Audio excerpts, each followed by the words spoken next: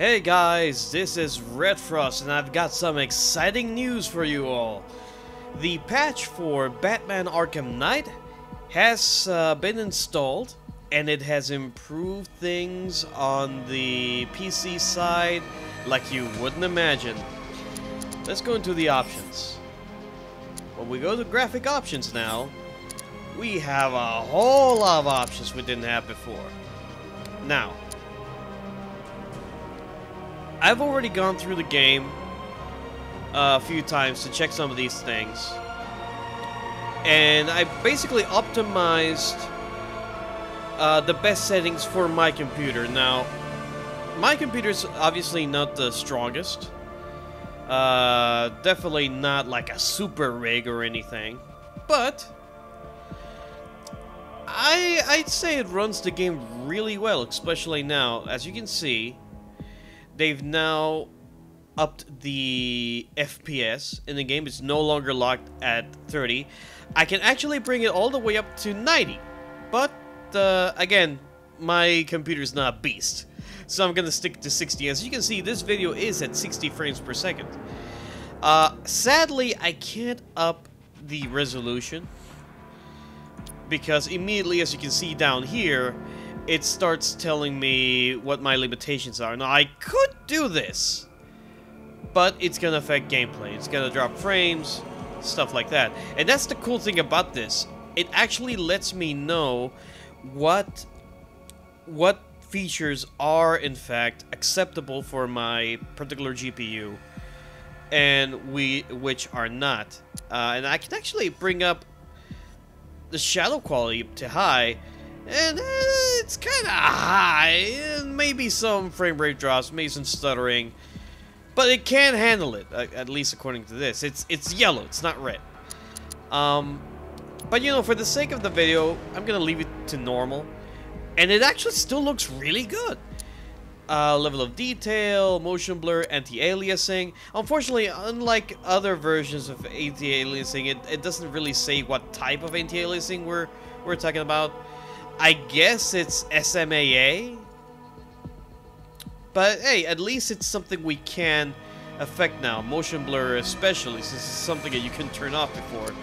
Chromatic aberration, to be honest, I have no idea what that is. According to this, it has something to do with lens flares. It doesn't really affect performance, so what the hell, let's leave it on. Film grain for, well, film grain. And texture filtering, I can actually go all the way up to 16. Huh. 16x anisotropic. Well, I guess it's not so bad. Now, these down here don't really affect the gameplay so much. Actually, I think they do. The enhanced rain and enhanced light shafts haven't given me any problems. The interactive paper debris, not so much. The interactive smoke and fog, though, that does affect gameplay a little bit on my end. I can handle the interactive paper debris since that's been in since Arkham Asylum, but the smoke fog thing, yeah, it's essentially volumetric. So that I've noticed that does affect my gameplay. I really need a better video card at this point. As you can see down here, I have an NVIDIA GeForce GTX 670. If I could eventually at some point afford a better one, I'll get it, but at least for now this will have to do. Yes. Now, for the sake of this particular video, I just wanted to do a comparison of my original playthrough, so you can really see the difference between this new patch for Arkham Knight and the original version that I recorded. Now, I'm going to be recording this at 60 frames per second, so there might be some issue there with the audio, maybe. I might edit it out. But with these settings, even though they're not, like, ultra, the game is running and looking spectacular. So, without any further ado, here's the brand new Batman Arkham Knight for PC. Enjoy.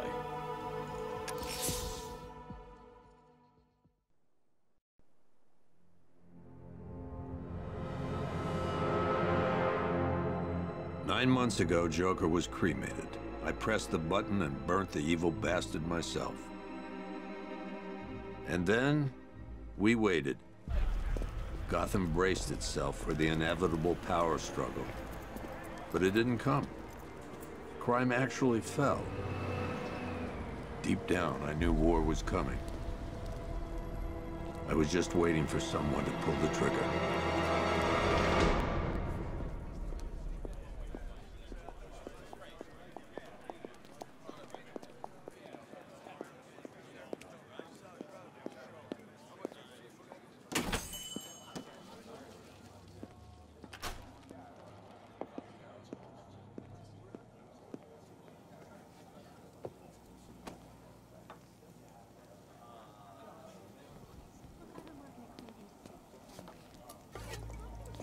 Thanks. No problem. Oh, thanks, honey.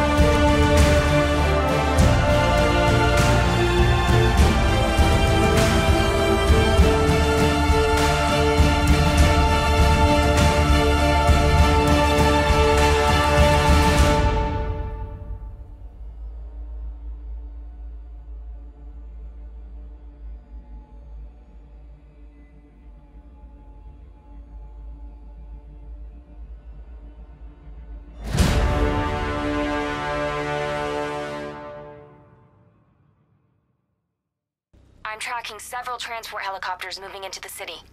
There are more on the way. Activate the Batmobile weapon diagnostics. It's time to go to war.